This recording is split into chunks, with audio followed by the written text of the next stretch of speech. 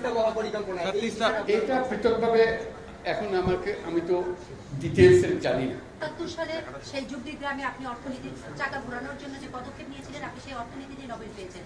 বর্তমানে মুদ্রাস্ফীতির হতে আপনি কি পদক্ষেপ নেবেন?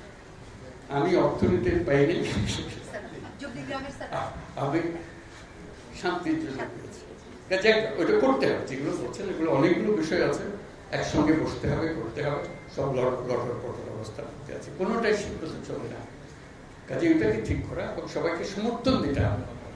আপনারা যদি বলেন যে না এটা পারতেছে না, তাহলে বাদ দাও, তাহলে শেষ হবে না। শেষ স্যার, এই মুহূর্তে আপনার সামনে সবচেয়ে বড় চ্যালেঞ্জ কোনটি?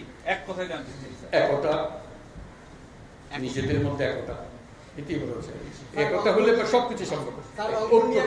Last question please. স্যার ৩-০ পৃথিবী গড়তে চেয়েছেন আপনি, ১-০ কর্মসংস্থান, মানে বেকারত্ব ২ করণ করে কর্মসংস্থান। সেক্ষেত্রে রংপুর কতটা এগিয়ে থাকবে কর্মসংস্থান?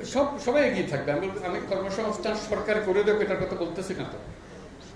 আমার কথাটা হলো আমরা চাকরি চাই না, আমরা চাকরি প্রার্থী নই, আমরা চাকরির দাতা।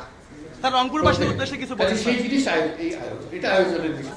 প্রত্যেকের মধ্যে শক্তি আছে, একজন পারে। দীর্ঘদিনের দাবি তিস্তা মহাপরিকল্পনা, এটা পৃথকভাবে এখন আমি তো ডিটেইলস জানি না।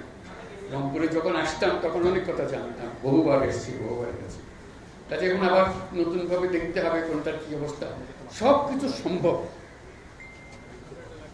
যন্ত্র যেটা আমরা নিজেদের জন্য তৈরি করেছি এটা পচে গেছে বলে কিছু হচ্ছে, যন্ত্র যদি ঠিক মতো সব কিছু সমাধান আছে। কাজে এখন আমরা যন্ত্রটা ঠিক করি, হলে কাজ করতে থাকবে। ঘন্টা বাঁচবে যখন ঘড়ি চলে না। অচল ঘড়ি নিয়ে আমি কি করবো?